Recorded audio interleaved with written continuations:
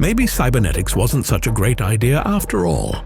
Look what the demons have done with it. It seems unfair somehow you're not the only guy in hell with a plasma gun.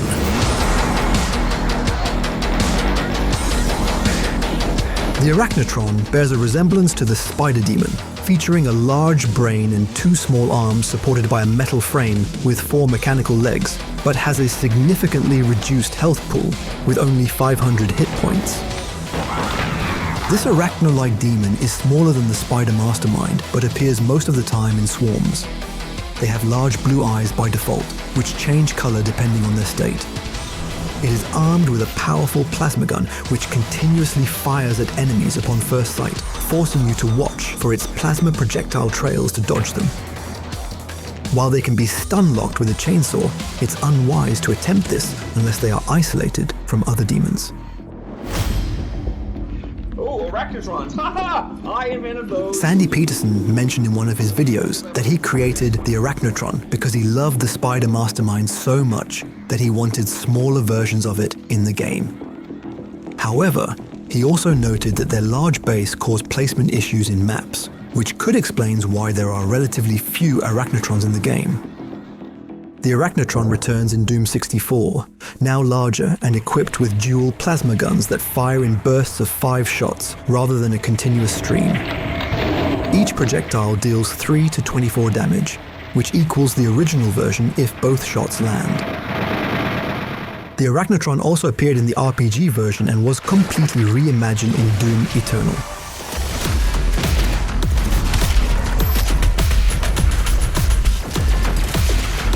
Now, it's not only fast, but also agile, effortlessly traversing vertical terrain. It relentlessly harasses players with an automatic plasma turret, charged airburst shots, and salvos of grenades. The turret is a weak point that can be destroyed, which force it to engage in close quarters combat. An additional detail about the Arachnotron is revealed. When they are damaged enough, parts of what appear to be their brain get shredded, exposing ribcage-like bones. 2 sets, in fact. Demons, of course, are not meant to follow anatomical norms as we know them, but from our understanding, this suggests that what seems to be a large brain is actually the body of the creature. However, being a demon, it could be that this body somehow serves as the brain and contains all the vital organs needed for survival.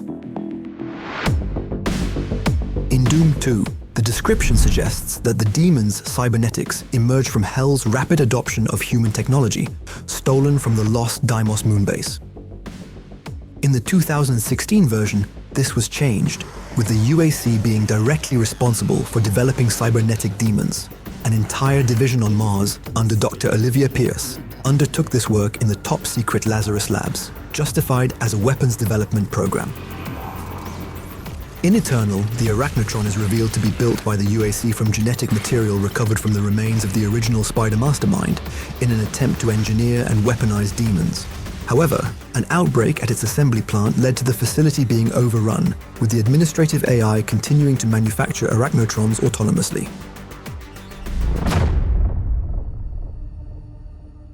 A new, intriguing detail revealed in the trailer for the upcoming Doom game titled Dark Ages shows a similar version of the Arachnotron. Not only does its mounted gun now appear to have been replaced with a chain gun-like weapon, but we can also distinguish the real legs of the demon instead of cybernetic ones. Another very exciting element is the presence in the background of demons that resemble the morphology of the Arachnotron but fly and have long, dangling appendages. Perhaps this is how they intend in this game to portray the Cacodemon, but it could also be an entirely new enemy of the same breed as the Arachnotron. Don't run, we are your friends. One of the worst of a bad lot. You can't think of enough rotten things to say about him. He's fast, hard to kill, casts spells, and resurrects dead monsters. At least these suckers are rare. The Archvile's name, combining arch, meaning ruler or supreme, and vile, has 2 intriguing sources. One is the Archvolts, wizard lizards from the Dying Earth series, by Jack Vance. The other inspiration comes from the Irviles in Stephen R. Donaldson's Chronicles of Thomas Covenant. Descended from the eldest race of demons, the Archvile has long held a place within the ruling caste of highborn demon lords. Bobby Prince revealed more details about the creation of this demon, describing it as an evil healer who blasts everything in his path, including other demons.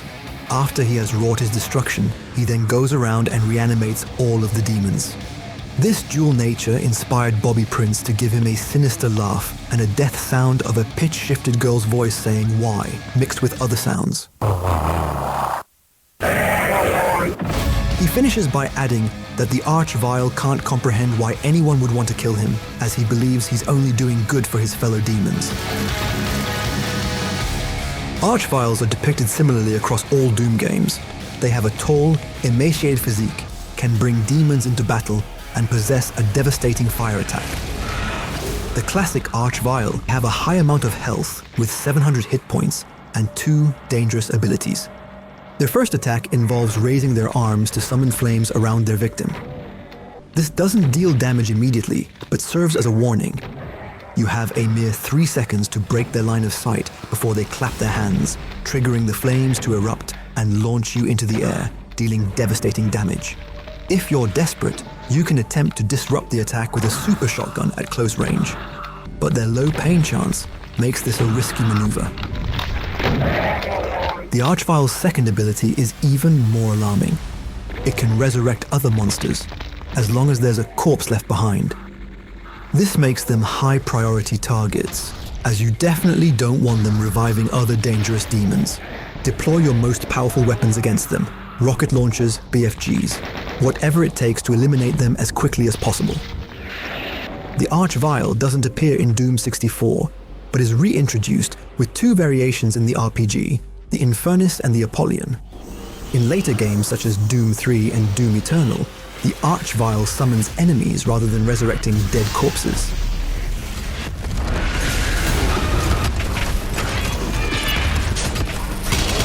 The summoner in Doom 2016, though not an Archvile, could be considered its equivalent.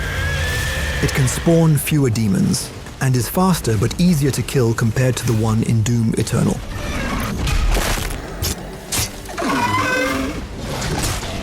One can't help but notice the striking resemblance between the Khan Maker and the Archvile. It was documented that the Archvile descends from the most ancient race of demons. Long ago, Hell was known as Jekad, the first world that came into existence. Its creator, Davoth, was obsessed with eliminating death from the world of Jekad.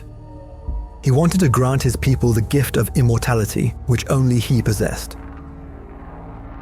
To achieve this, he created Urdak and the Maika race to help him unlock the secret. While they succeeded, the Maikas deemed the knowledge too dangerous. They betrayed him, sealing Jekad away from all other realms. In his fury, the world of Jekad twisted into the hell we know, fueled by the hatred of its inhabitants, and Davoth having become the Dark Lord. Given that the Makers were born from Davoth's ambition, it's fascinating to consider that their appearance might mirror the original people of Jekad. This theory suggests that the Archviles are not just demons, but the corrupted remnants of Jekad's once glorious inhabitants. Freddy, what do you like to do? I don't know. Burn stuff? Tough as a dump truck and nearly as big, these Goliaths are the worst things on 2 legs since Tyrannosaurus Rex. The Hell Knight was bad news, but this is Big Daddy. These bruisers are a lot like Hell Knights, but look a little different and are twice as tough to kill. Wow. I remember when I first encountered these guys. For a long time, I thought nothing could be more dangerous than those 2 Barons of Hell as I was playing the shareware version on my state-of-the-art Apple G3 computer. The massive demon stands as the highest ranked demon among the Order of the Hell Knights, rarely venturing beyond hell. Resembling a minotaur without fur, he is one of the most powerful demons encountered in the series.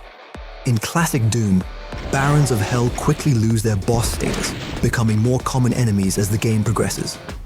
Their loud cry is a warning, often too late, of a tough battle ahead. With 1,000 hit points, Barons are the most resilient non-boss creatures in both Doom 1 and 2.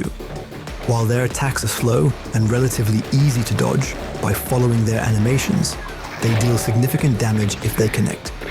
The most dangerous aspect of these monsters is the sheer amount of ammo required to take them down. Their loud cry has been the subject of much debate. Initially, it was thought to be inspired by the sound of a wounded elephant.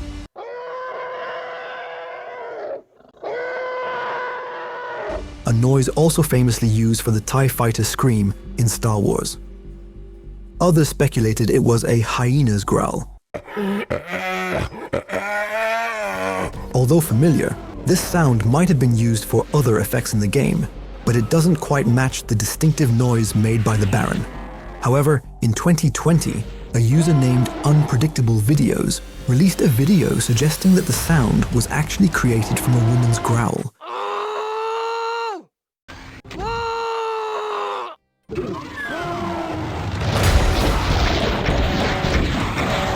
Their first encounter is internally referred to by id Software as the Bruiser Brothers, a nod at the Hammer Brothers from Super Mario. In the E2-M8 level of the original Doom, you can see dead Barons hanging from walls around the tower, a warning that even they were not safe from the calamity you're about to face. Doom 64 retained the Barons, now with red flames instead of green, and they are encountered more frequently than in previous titles. Although absent in Doom 3, earlier concepts included at least 4 of them encountered during the Hell levels, each one guarding a part of the fragmented Soul Cube. A new variant is introduced in the RPG version with the Ogre, and it made a triumphant return in the 2016 version, fully updated while retaining its deadly melee and ranged attacks. It is far more aggressive, moves swiftly, and can perform a powerful leap attack that closes the distance and creates a shockwave upon impact. Although formidable, they pale in comparison to what was unleashed next.